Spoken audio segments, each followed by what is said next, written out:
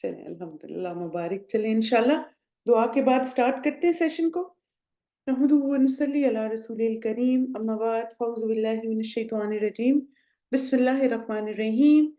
Rabbi इश्रह ली सदरी व यस्सिर ली अमरी वहलुल उक़दतम मिन लिसानी यफ़क़हू क़ौली, रब्बि ज़िदनी इल्मा, अल्लाहुम्मा हदि क़ल्बी वसद्दिद लिसानी वसल सक़ीमत क़ल्बी। इंशाल्लाह रमज़ान दुआओं के साथ अंबिया की दुआओं की जो सीरीज़ है उसकी आज हम इंशाल्लाह दुआ नंबर 18 करेंगे। और सबसे पहले आप मुझे बताएंगे कि आज कौन सी दुआ है। जी हाँ, ये कौन से नबी हैं जिनकी दुआ हम सीखेंगे। इनकी कौम ने ऐसा गुनाह किया जो इनसे पहले किसी ने नहीं किया। लूत अलैहिस्सलाम, इनकी कौम पर पे दर पे अजाब आए थे, यानी एक से ज्यादा किस्म के अजाब आए थे। लूत अलैहिस्सलाम इब्राहिम अलैहिस्सलाम के भतीजे थे। जी माशाल्लाह, अल्लाह मुबारक, आप लोगों ने सही गैस किया। इंशाल्लाह आज हम लूत अलैहिस्सलाम की दुआ सीखेंगे। लूत अलैहिस्सलाम की जो कौम के बारे में जिक्र आता है कुरान मजीद में, जहाँ पे ये दुआ भी आती है, तो अल्लाह सुब्हानहू तआला फरमाते हैं, और लूत का जिक्र करो जब उसने अपनी कौम से कहा, बेशक तुम ऐसी बेहयाई का काम करते हो जिसे तुमसे पहले जहान वालों में से किसी एक ने भी नहीं किया। यानी आप देखें कि इनकी जो कौम थी उन्होंने सबसे पहले इस गुनाह को इनिशिएट किया। और आप जैसे सोचें कि तब तक कितने अंबिया आ चुके थे, कितनी कौमें गुजर चुकी थी, तो लूत अलैहिस्सलाम का ये कहना कि इससे पहले किसी ने नहीं किया, यानी ये एक ऐसा गुनाह है जो आज से पहले कभी किसी कौम ने नहीं किया। तुम लोगों ने एक बुरे ट्रेंड को, बुरी बुरी बात को रवाज दिया।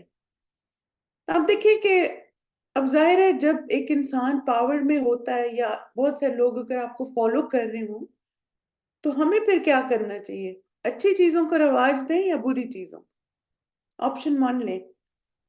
और आप देखें कि अगर कभी पास्ट में कुछ आपसे ऐसा हुआ कि कोई बुरा ट्रेंड आपसे सेट हो गया, बुरी चीज इंट्रोड्यूस हो गई, तो अल्लाह ताला से बहुत ज्यादा इस्तगफार करें। बिल्कुल, क्योंकि आप देखें कि जैसे मसलन आप में से बहुत सारी मदर्स हैं ना, या कोई भी आपका रोल हो सकता है, तो आप सोचें कि आपने अगर किसी को नमाज सिखा दी, या इवन नमाज में कोई एक नमाज की दुआ सिखा दी, या मसलन रोजा खोलने की दुआ सिखा दी, या मसलन आपने उनको ये बता दिया कि सूरह फातिहा का तर्जुमा क्या है, या मसलन नमाज के स्टेप्स बता दिए, तब आप देखें कि जब तक आपने जो उसको सिखाया, जब तक वो नमाज पढ़ता रहेगा या पढ़ती रहेगी, आपका अजर उसमें शामिल है।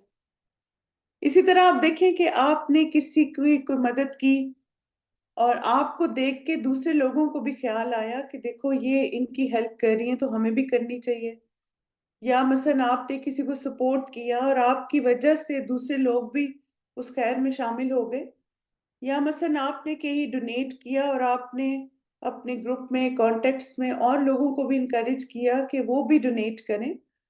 तब क्या हुआ कि जो वो काम था, जब तक वो चलता रहेगा, आपका हिस्सा उन सारे लोगों के हिस्से में डल जाएगा जो इसमें शरीक होंगे। और एक और जो बहुत जबरदस्त बात है वो ये है कि जो लोग कर रहे होते हैं ना, उनके अजर में कोई कमी नहीं होती, अल्हम्दुलिल्लाह।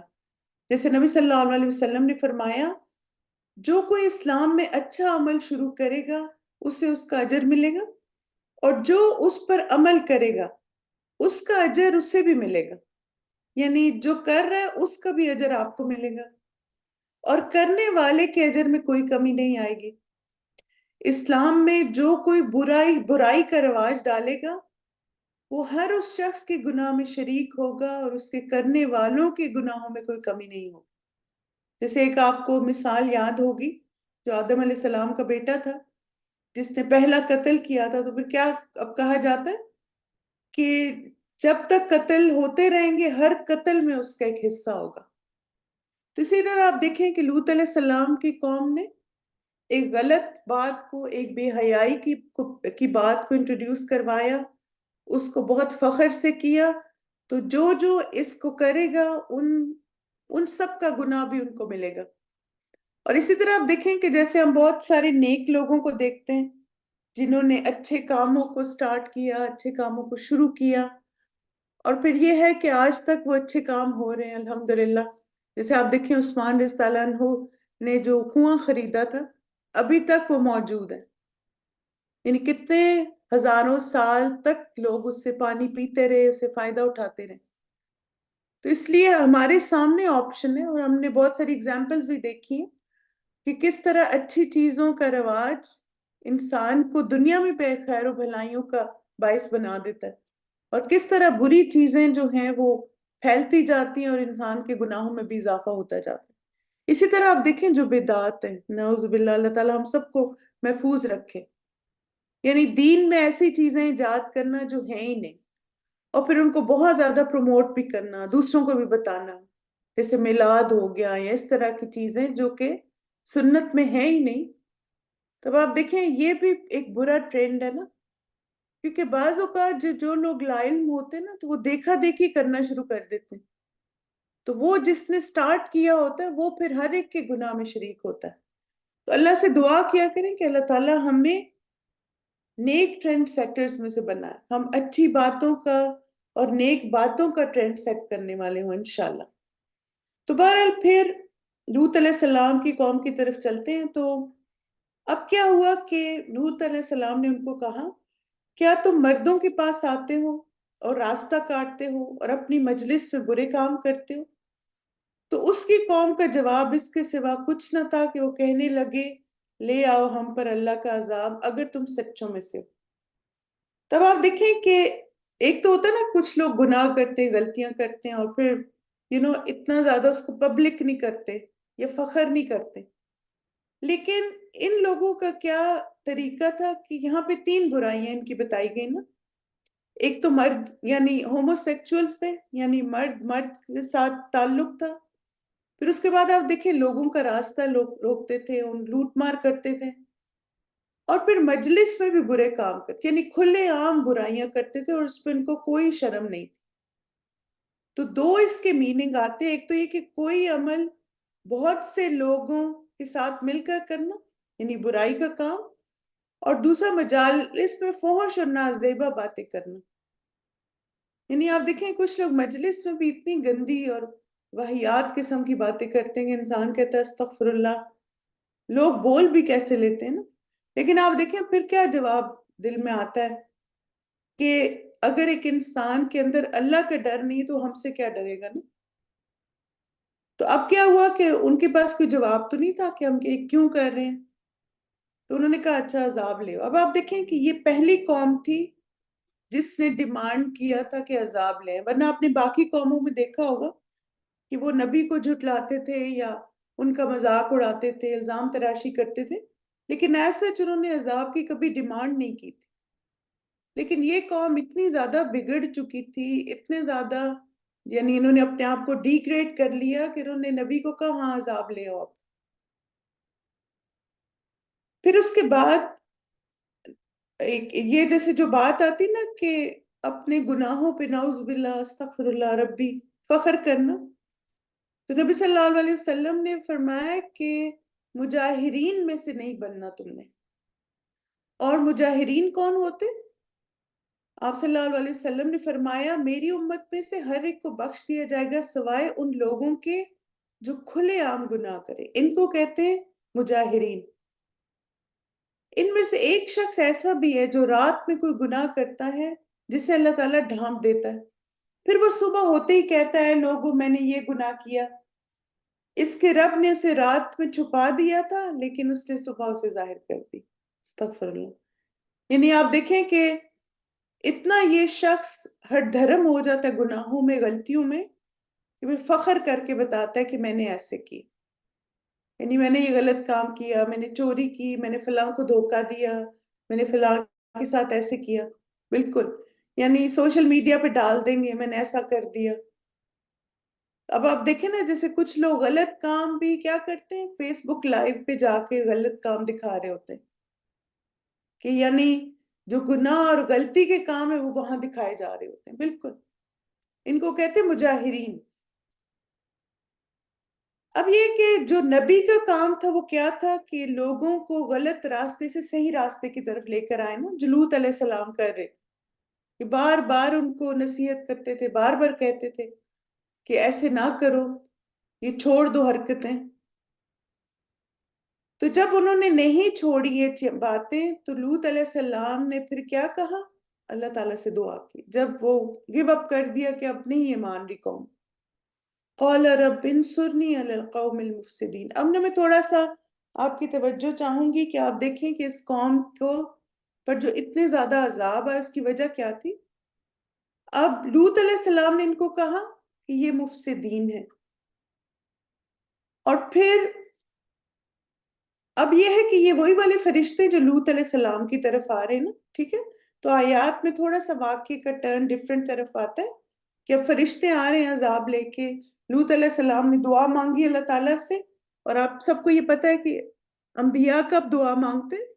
جب اللہ کا اذن ہوتا ہے، اور جب وہ بہت سالوں تک اپنی قوم کو سمجھاتے رہتے ہیں اور قوم نہیں مانتی. تو اب یہ ہوا کہ لوط علیہ السلام نے دعا مانگی اور فرشتے اللہ تعالیٰ کا حکم لے کے آ رہے تھے. لیکن فرشتوں کو ایک اور بھی ٹاسک دیا گیا تھا، اور وہ کیا تھا کہ ابراہیم علیہ السلام کو بھی خوشخبری سنا دیں، اور پھر اس کے بعد انہوں نے جا کے لوط علیہ السلام کی قوم کو تباہ کرنا. اور جب ہمارے بھیجے ہوئے ابراہیم کے پاس خوشخبری لے کر آئے تو انہوں نے کہا ہم اس بستی والوں کو ہلاک کرنے والے ہیں، بے شک اس کے رہنے والے ظالم ہیں. اب آپ دیکھیں فرشتوں نے لوط علیہ السلام کی قوم کو کیا کہا؟ ظالمین. اور ظلم یہ کیا کر رہے تھے کہ اللہ کی نافرمانی بھی اور ساتھ بندوں کے حقوق میں کمی بھی. یعنی آپ دیکھیں نا کہ جب مرد کے ساتھ تعلق قائم کرے گا تو نسل تو نہیں آگے چلے گی نا. تو اب وہ کیا کر رہے تھے کہ جو عورتوں کا حق تھا اس میں حق تلفی کر رہے تھے، اور پھر جو اللہ تعالیٰ نے جس چیز کو حرام قرار دیا تھا وہ کر رہے تھے. حقوق اللہ کی بھی نافرمانی اور حقوق العباد کی بھی، بالکل حد سے بڑھ گئے تھے. تو اس لیے آپ دیکھیں کہ یہ وجہ تھی، ایک تو انہوں نے فساد کر رہے تھے اور دوسرا انجسٹس بھی تھا، ظلم بھی تھا. پھر ابراہیم علیہ السلام کے بارے میں جیسے آپ کو پتا ہے کہ وہ بہت نرم دل تھے، تو ان کو فوراً نہ لوط علیہ السلام کا خیال آیا، کیونکہ ظاہر ہے ان کا بھتیجا تھا. تو ابراہیم علیہ السلام نے کہا اس میں تو لوط ہے. وہ کہنے لگے جو کوئی بھی اس میں ہے ہم اسے خوب جانتے ہیں. یعنی اللہ تعالیٰ جانتا ہے کہ ایمان والا کون ہے اور کون نافرمان ہے. یقیناً ہم اس سے اور اس کے گھر والوں کو نجات دے دیں گے سوائے اس کی بیوی کے، وہ پیچھے رہ جانے والوں میں سے ہے. تو اب کیا ہوا کہ فرشتوں نے ابراہیم علیہ السلام کو بتا دیا کہ لوط علیہ السلام جو ہیں اور ان کی جو فیملی یعنی ان کی جو بیٹیاں ہیں، چونکہ وہ اپنے باپ پہ ایمان لے آئی تھی اور یعنی ان کے ساتھ تھی، تو ان کو تو اللہ تعالیٰ بچا لیں گے اور باقی ایمان والوں کو، لیکن ان کی جو بیوی ہے وہ ہلاک ہونے والوں میں سے. پھر اس کے بعد آپ دیکھیں کہ کیا ہوا کہ یہ فرشتے نوجوان لڑکوں کی شکل میں جیسے اللہ کا عذاب لے کر پہنچ کے وہاں پہ. اور جب ہمارے بھیجے ہوئے لوط کے پاس آئے تو ان کی وجہ سے پریشان ہوا اور دل میں ان سے تنگ ہوا، اور انہوں نے کہا نہ تم ڈرو اور نہ غم کرو، بے شک ہم تمہیں اور تمہارے گھر والوں کو نجات دینے والے ہیں سوائے تمہاری بیوی کے کہ وہ پیچھے رہ جانے والوں میں سے. پھر اب آپ دیکھیں کہ پھر کیا ہوا کہ انہوں نے لوط علیہ السلام کو اپنا پلان بتایا کہ بے شک ہم اس بستی والوں پر ان کی نافرمانیوں کی وجہ سے آسمان سے عذاب نازل کرنے والے ہیں. اب آپ دیکھیں فرشتوں نے ان کو ایک اور بھی ان کا عمل بتایا، وہ کیا تھا؟ یفسقون. یعنی تین ان کے میجر گناہ ہو گئے. پہلا گناہ کیا تھا؟ مفسدین. دوسرا ظالمون تھے. اور تیسرا یفسقون یعنی اللہ کے نافرمان فاسق بھی تھے. اور فاسق کون ہوتا ہے؟ جو حد ٹرانسگریس کر جاتا ہے نا گناہوں میں، ڈس اوبیڈینٹ کو کہتے ہیں. اور یقیناً ہم نے اس بستی میں ان لوگوں کے لیے جو عقل رکھتے ہیں ایک واضح نشانی چھوڑ دی. کہا جاتا ہے کہ جبرائیل علیہ السلام ان کی بستیوں کو زمین سے اکھیڑا، آسمان کی بلندیوں تک لے گئے، پھر انہی پر الٹا دیا گیا۔ اس کے بعد کنکر پتھروں کی بارش ان پر ہوئی اور اس جگہ کو سخت بدبودار بحیرہ میں تبدیل کر دیا گیا۔ یعنی آپ دیکھیں کہ یعنی وہ پوری بستی اٹھا کے الٹا دی گئی، اور پھر جیسے اب بھی ہے نا وہ مجھے اس کا ریڈ سی جو ہے، ریڈ سی بھی ہے نا وہاں پر، تو اب اس میں کیا ہے کہ آپ دیکھیں اس میں کوئی بھی جاندار سروائیو نہیں کر سکتا۔ اور یہ ایک عبرت ہے ان سب لوگوں کے لیے جو دیکھتے ہیں اور گزرتے ہیں کہ کس طرح اللہ تعالیٰ نے آج تک اس نشانی کو زندہ رکھا کہ جو اللہ کا نافرمان ہوتا ہے ان کا پھر انجام کیا ہوتا ہے۔ بحر میت بھی اس کو کہتے ہیں، بالکل، کیونکہ آپ دیکھیں کہ سبحان اللہ اس میں کوئی بھی پانی ہے، حالانکہ پانی جو ہے سورس آف لائف ہے، لیکن اس پہ کوئی بھی لیونگ چیز سروائیو نہیں کر سکتی۔ اب یہ تھا کہ وہ ساری قوم تباہ ہو گئی، اور کہا جاتا ہے کہ جو پتھروں کی بارش ہوئی تو اگر کوئی شخص کہیں سفر کر رہا تھا یا کہیں اور تھا نا، تو پتھر وہاں پہنچا اور اس نے اس شخص کو ہلاک کیا۔ یعنی جس کو کہتے ہیں نا کہ چن چن کے سارے نافرمانوں کو ہلاک کیا گیا۔ اور بچ کون گئے؟ لوط علیہ السلام اور جو ان پر ایمان لائے تھے اور ان کے جو گھر والوں میں۔ لیکن کون نہیں بچا تھا؟ ان کی بیوی۔ اور اس کی وجہ کیا تھی؟ ابن عباس رضی اللہ عنہ سے مروی ہے کہ ان دونوں نے زنا نہیں کیا تھا، یعنی نوح علیہ السلام کی بیوی بھی نہیں بچی تھی اور لوط علیہ السلام کی بھی۔ تو یہ نہیں تھا کہ وہ انفیتھفل تھی ان کے ساتھ یا انہوں نے کوئی بدکاری کی تھی، بلکہ نوح علیہ السلام کی بیوی کہتی تھی کہ نوح علیہ السلام مجنون ہو چکے، یعنی وہ جو ان کے سردار کہتے تھے وہ بھی وہی کہتی تھی۔ اور لوط علیہ السلام کی بیوی کی خیانت یہ تھی کہ وہ اپنی قوم کے لوگوں کو اپنے مہمانوں کی خبر دیتی تھی۔ یعنی جیسے فرشتے آئے تو اب ظاہر ہے اللہ کی طرف سے آئے تھے، گھر کی بات تھی، لیکن انہوں نے جا کے اپنی قوم کو بتا دیا۔ تو یعنی ظاہر ہے کہ ڈس بلیور تھی اپنے دل سے نا، جس کو آپ کہتے ہیں کہ منافق تھیں دونوں، نوح علیہ السلام کی بیوی بھی اور لوط علیہ السلام کی بیوی بھی۔ تب آپ دیکھیں کہ شوہر کو کیا پتا بیوی کے دل کا کیا حال ہے؟ کوئی بھی نہیں کسی کے دل کا حال جانتا نا۔ یعنی بیوی یہ نہیں جانتی شوہر کے دل میں کیا ہے، شوہر یہ نہیں جانتا بیوی کے دل میں کیا ہے۔ یعنی وہ نبی کے گھر میں رہتی تھی لیکن ان کو اپنی بیویوں کی منافقت نہیں پتا تھی۔ تب آپ دیکھیں اس میں ہمارے لیے بھی ایک سبق ہے نا، اور وہ کیا ہے کہ شوہر کا نبی ہونا اس کو نہیں بچا سکا۔ تو ہمیں یہ یاد رکھنا ہے کہ اگر ہماری فیملی میں نیک اور صالح لوگ ہوں تو وہ ہمیں نہیں بچا سکیں گے اگر ہم اللہ کے نافرمان ہیں۔ یعنی اگر ماں باپ نیک ہیں تو اپنی نافرمان اولاد کو نہیں بچا سکتے، اگر اولاد نیک ہے اور ماں باپ نافرمان ہے تو اولاد ماں باپ کو نہیں بچا سکے۔ ہاں، کون ایک دوسرے کے ساتھ ہوں گے، ایک دوسرے کی سپورٹ ہوں گے؟ جو ایمان والے۔ بالکل، سب کو اپنے عمل کا حساب دینا، ایگزیکٹلی۔ کوئی کسی کے لیے حساب نہیں دے گا، کوئی کسی کے لیے جواب دہ نہیں ہے۔ تب یہ کہ لوط علیہ السلام کی جو دعا ہے انشاءاللہ اب اس کی طرف چلتے ہیں۔ آپ لوط علیہ السلام نے دعا کی تھی رب انصرنی علی القوم المفسدین، یہی ہماری دعا نمبر 18 ہے۔ تو انشاءاللہ پہلے اس دعا کی ریسائٹیشن سنتے ہیں، پھر اس کے امپورٹنٹ پوائنٹس کو دیکھتے ہیں انشاءاللہ۔ بسم اللہ۔ رب انصرني على القوم المفسدين رب انصرني على القوم المفسدين رب انصرني على القوم المفسدين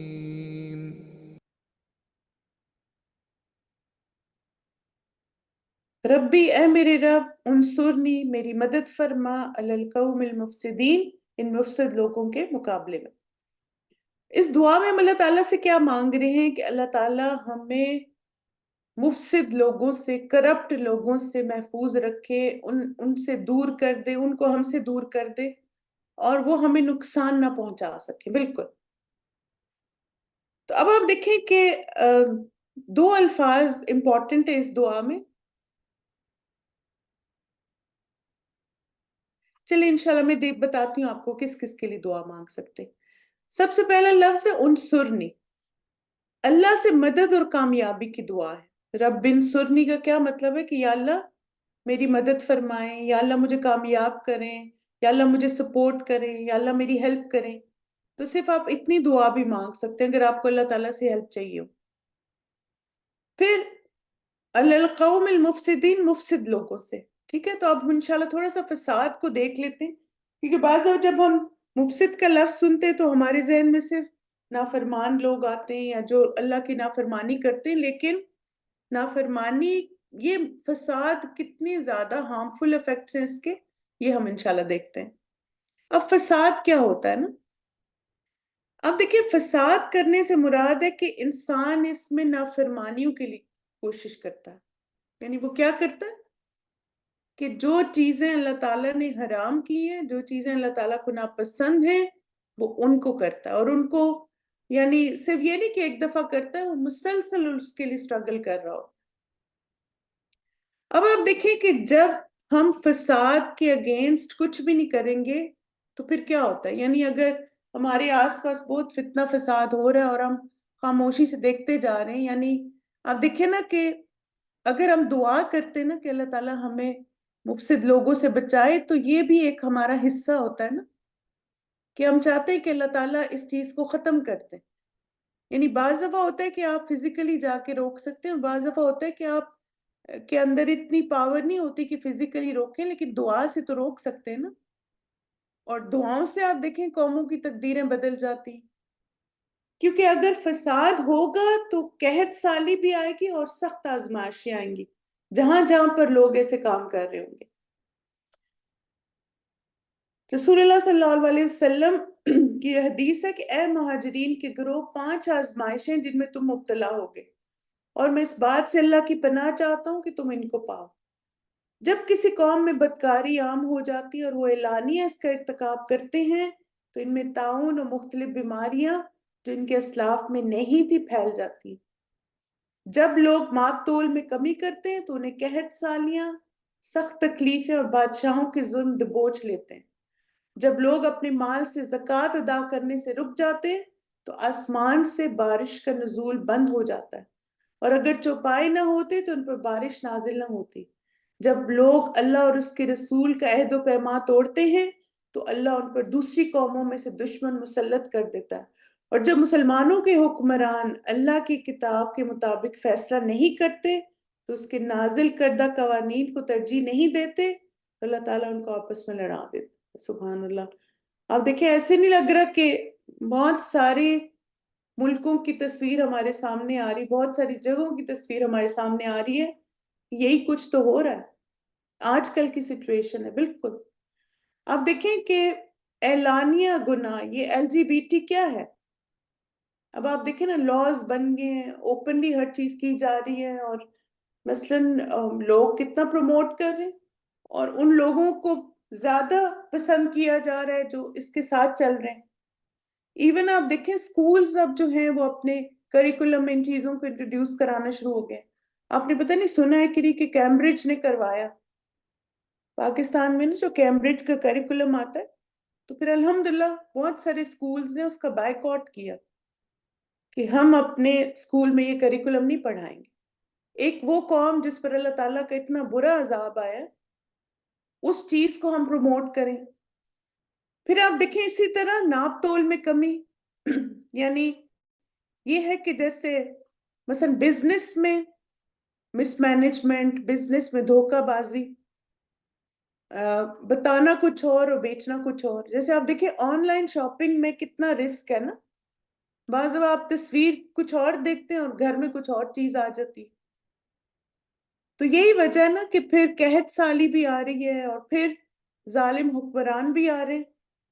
اور پھر اسی طرح جو لوگ زکوٰۃ نہیں دیتے، اب دیکھیں زکوٰۃ کے معاملے میں کتنے لوگ حجت بازی کرتے ہیں. تو اس لیے یہ ساری وجوہات ہیں فساد کی.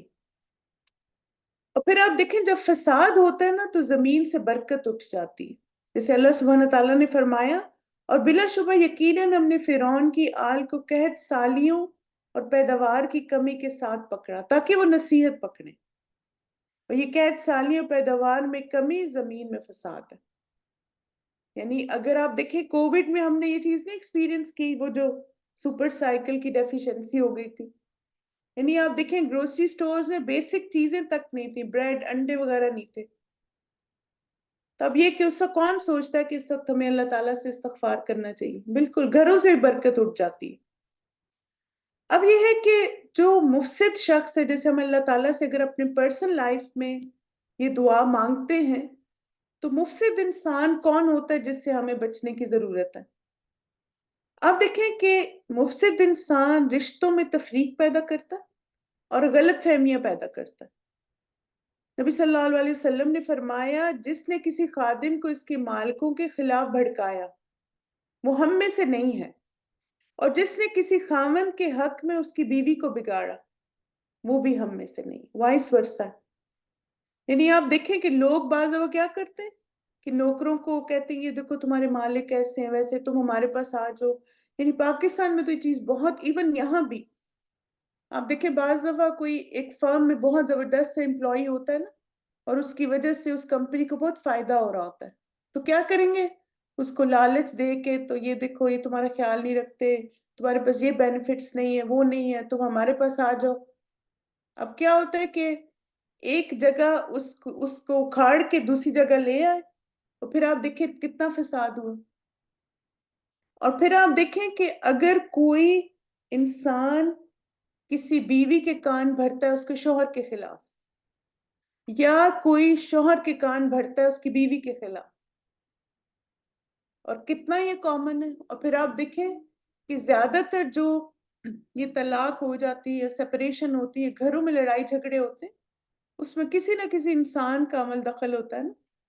یعنی وہ کوئی چھوٹی سی بات اس کو اتنا بھڑکا دیتے ہیں کہ پھر شوہر بیوی کے دلوں میں جو ہے وہ دوریاں پیدا ہو جاتی. تو یہ آپ دیکھیں یہ بھی مفسد انسان یہ کرتا ہے. اس لیے اس سے دعا مانگنے کی اللہ سے ضرورت ہے کہ اللہ تعالیٰ ہمیں ایسے لوگوں سے محفوظ رکھے. پھر ایک اور چیز کیا کرتا ہے مفسد انسان؟ ادھر کی باتیں ادھر کرتا ہے. عبداللہ بن مسعود رضی اللہ عنہ سے روایت ہے کہ محمد صلی اللہ علیہ وسلم نے فرمایا، کیا میں تمہیں یہ نہ بتاؤں کہ العدو کیا ہے، کیا چیز ہوتی ہے؟ اس سے مراد وہ چغلی ہے جو لوگوں کے درمیان نفرت پیدا کرتی، اور ایک اور روایت میں وہ چغلی جو لوگوں میں فساد پیدا کرتی. یعنی ادھر کی بات ادھر کی. اور آپ دیکھیں کہ بعض اوقات ماں باپ کو بھڑکا دیا بچوں کے خلاف، بعض بچوں کو بھڑکا دیا ماں باپ کے خلاف. یعنی بعض بچے ماں باپ سے استغفر اتنی نفرت کرتے ہیں کچھ خاندان والوں کی وجہ سے، اور بعض ماں باپ کے دلوں میں بچوں کے لیے اتنی نفرت آ جاتی ہے، اور وہ بھی کیا ہوتا ہے کہ کچھ لوگ ہیں جو مسلسل ان کو بھڑکا رہے ہوتے ہیں. اسی طرح آپ دیکھیں بعض دفعہ کچھ بچے ماں باپ کے ساتھ رہتے ہیں نا، تو وہ کیا کرتے ہیں کہ باقی بہن بھائیوں کے خلاف ماں باپ کو بھڑکاتے رہتے ہیں. ہم تو آپ کا خیال رکھ رہے ہیں، ہم نے آپ کو رکھا ہوا ہے، ہم یہ کر رہے وہ کر رہے ہیں، اس کو احساس نہیں، اس کو خیال نہیں. اور پھر ان کے اور آپ دیکھیں کہ ماں باپ بےچارے جب بوڑھے ہو جاتے ہیں تو ان کو واقعی لگتا ہے کہ ان کے علاوہ کوئی ہمدرد ہے ہی نہیں. تو ایسی ساری چیزیں چغلی میں آتی ہیں. آپ کو پتا ہے نا کہ حدیث میں کیا آتا ہے کہ چغل خور جنت میں نہیں جائے گا. پھر اسی طرح آپ دیکھیں کہ مفسد انسان یہ بھی کرتا ہے کہ وہ لوگوں کے عیبوں کی ٹو میں لگا رہتا ہے. یعنی ہر وقت وہ دیکھتا رہتا ہے کہ کوئی آپ کی اس کو خامی نظر آئے اور وہ دوسروں کو بتائے. یعنی کسی نہ کسی طرح نا ادھر ادھر سے اس کی بس یہ تلاش رہتی کہ کوئی آپ کا ویک ایریا ہو، کوئی آپ کا ویک پوائنٹ ہو، اس کو پتہ چلے اور پھر وہ ہر جگہ اس کو نشر کر دے. نبی صلی اللہ علیہ وسلم نے فرمایا، بے شک اگر تو لوگوں کے عیوب کی ٹو میں لگا رہے گا تو ان میں فساد پیدا کرو گے، یا فرمایا کہ قریب ہے کہ تم انہیں بگاڑ دو.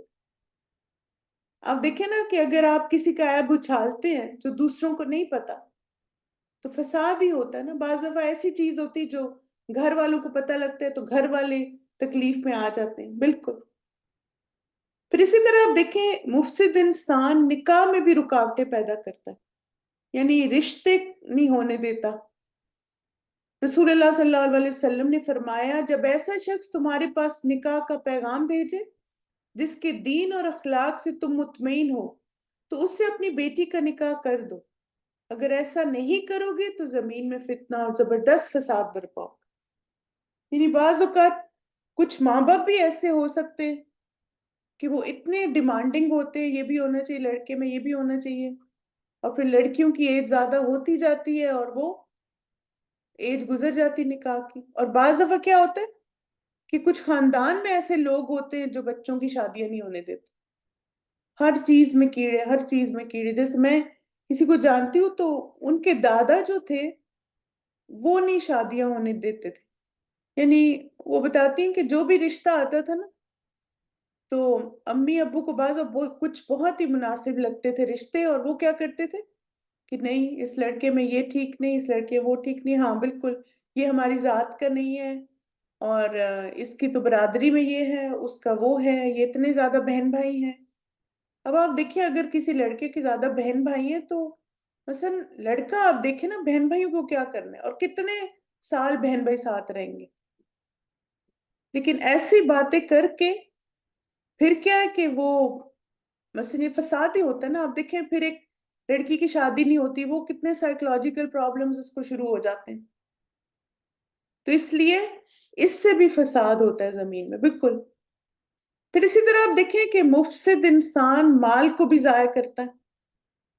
عائشہ رضی اللہ عنہ سے روایت ہے کہ رسول اللہ صلی اللہ علیہ وسلم نے فرمایا جب کوئی عورت اپنے شوہر کے گھر سے دل کی خوشی کے ساتھ فساد کے بغیر صدقہ کرے تو اسے اس کے شوہر کے برابر ثواب ہوگا۔ اس عورت کو اچھی نیت کا ثواب ہوگا اور خزانچی کے لیے بھی اس کے برابر اجر۔ یعنی کوئی اگر نیک نیتی سے اپنے شوہر کے مال میں سے کچھ صدقہ کرتی، یہ نہیں کہ فضول خرچی کرے اور اڑائے ادھر ادھر، فساد کے بغیر، کیا مطلب ہے؟ یعنی اس کی نیت خراب نہ، اور نہ یہ ہو کہ میں شوہر کو دھوکہ دے کے اور اس کا مال ادھر ادھر کروں، بلکہ واقعی ہی سچی نیت سے اخلاص کے ساتھ کرتے تو شوہر کو بھی ثواب ہوگا انشاءاللہ۔ پھر آپ دیکھیں کہ جب آپ ایسے وقت میں ہیں جب اتنا فتنہ فساد ہو رہا ہے، کیا آپ کو مثالیں نہیں ذہن میں آ رہی ہیں سب باتیں سن کے، ساری حدیثیں سن کے؟ تو اب کیا ہے کہ جو لوگ فساد کو روکنے کی کوشش کرتے ہیں تو ان کے لیے خوشخبری ہے۔